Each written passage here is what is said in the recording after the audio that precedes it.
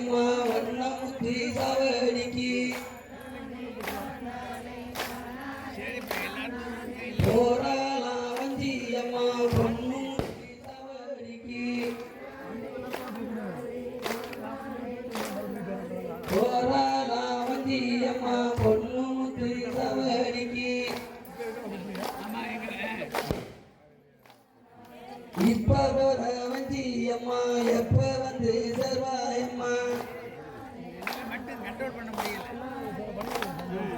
இப்ப போற வஞ்சி அம்மா எப்ப வந்து சர்வாயம்மா அடுத்த வருஷம் பங்குனிக்கு வாரே போதன்னதிக்கு அம்மா எல்லாருக்கும் அம்மா இருக்கு மண்ணு கட்டாம நேற்று தூக்குனவங்க முதல் தூக்க விட்டு அப்புறம் மிச்சதான் எல்லாரும் இப்போ வரவு தூக்குங்க நேற்று தூக்குனவங்க முதல்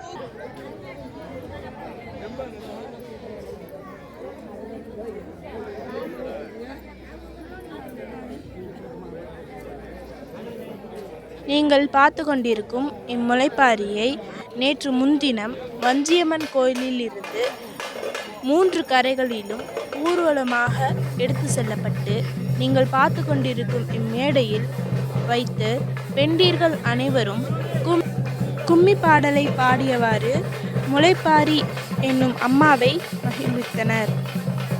இரவு முழுதும் இம்முளைப்பாரி இம்மேடையிலேயே இருந்து வேடிக்கை கேடிகளை கண்டுகளித்த பிறகு இன்று அதிகாலை பெண்டீர்கள் அனைவரும் அம்மாவை கும்மி பாட்டு பாடி மகிழ்வித்தனர். தற்பொழுது தீபாராதனை காட்டிக் கொண்டிருக்கிறார்கள்.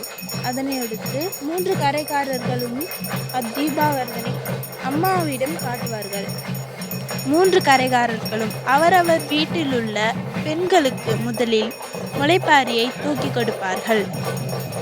அதனை அடுத்து ஊர் பொதுமக்கள் அனைவருக்குமே முளைப்பாரியை தூக்கி கொடுத்தவாறு ஊர்வலமாக அனுப்பி வைக்கப்படுவார்கள்.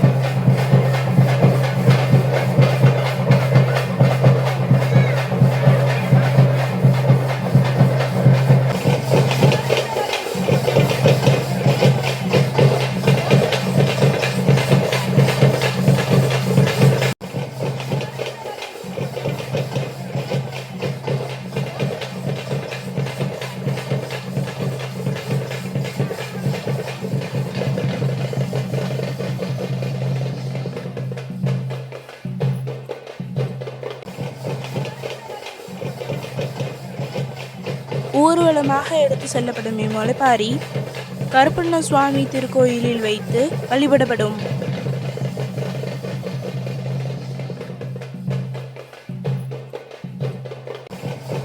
பராந்தக சோழனின் இளவரசி வஞ்சியம்மன் பதிமூன்றாம் நூற்றாண்டில் ஆட்சி காலத்தின் 3ஆம் குலோத்துங்க சோழனின் புதல்வி பராந்தக சோழனின் தமக்கை இளவரசி வஞ்சிக்கொடி. இவரது ஆட்சி காலத்தில் தற்பொழுது மதுரை என அழைக்கப்படும் பாண்டிய நாடு இவருக்கு கப்பம் கட்டி கொண்டிருந்தது. மதுரையை ஆண்ட வீரபாண்டியன் கப்பம் கட்டி கொண்டிருந்த சூழ்நிலையில் அவரது மகன் மாரவர்ம சுந்தர பாண்டியன் சோழ தேசத்திற்கு கப்பம் கட்ட மறுத்தான். இச்சூழ்நிலையில் சோழ நாட்டிடம் போரிட்டு தோல்வியடைந்தான். தோல்வியடைந்த மாரவர்ம சுந்தர பாண்டியனை 3ஆம் குலோத்துங்க சோழன் சிறையில் அடைத்தான். சிறையில் அடைக்கப்பட்ட மாரவர்ம சுந்தர பாண்டியன் அங்கு இளவரசியாக இருந்த வஞ்சிக்கொடியின் மீது காதல் வயப்பட்டான். வஞ்சிக்கொடியின் தோழியாக தன் அண்ணனை மணக்க இருக்கும் நாத்தனார் சூடாமணியும் தோழி கைவளையும் இருந்தனர். இவர்கள் மூவரின் உதவியால் மாரவர்ம சுந்தர பாண்டியன் சிறையிலிருந்து அரசர்கள் செல்லும் வழியில் தப்பிக்க உதவி செய்தனர். தப்பித்த சுந்தர பாண்டியன் மதுரையில் சென்று தன் படைகளை மீண்டும் திரட்டி சோழ சாம்ராஜ்யத்தின் மீது மீண்டும் போரிட்டான். அப்போது சோழ பேரரசர் தான் அப்போரில் கலந்து கொள்ளாமல் தன் மகனான பராந்தக சோழனை அனுப்பி வைத்தார். பராந்தக சோழன் மாரவர்ம சுந்தர பாண்டியனிடம் தோற்று மாண்டு மண்ணில் வீழ்ந்தான். இதனை அறிந்த பராந்தக சோழனின் தந்தையான சோழ பேரரசர் படைகளை திரட்டி மாரவர்ம சுந்தர பாண்டியனின் மீது கடுமையாக போரிட்டான்.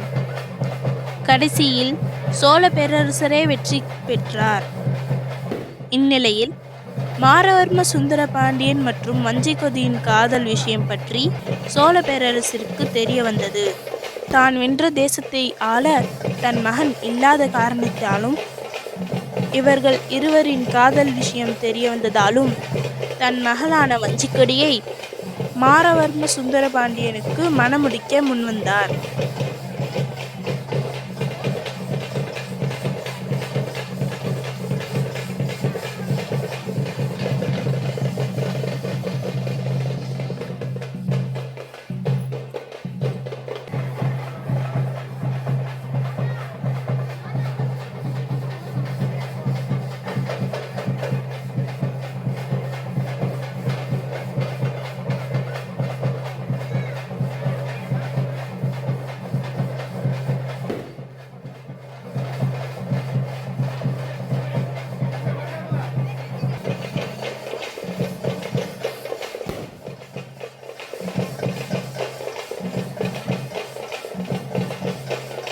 இந்நிலையில் சோழ நாட்டின் தளபதியான வடங்கா வல்லவ வானகோவராயன் முன்னிலையில் தனது மகள் வஞ்சிக்கொடியை அவளது தோழிகளுடன் அனுப்பி வைக்கிறார்.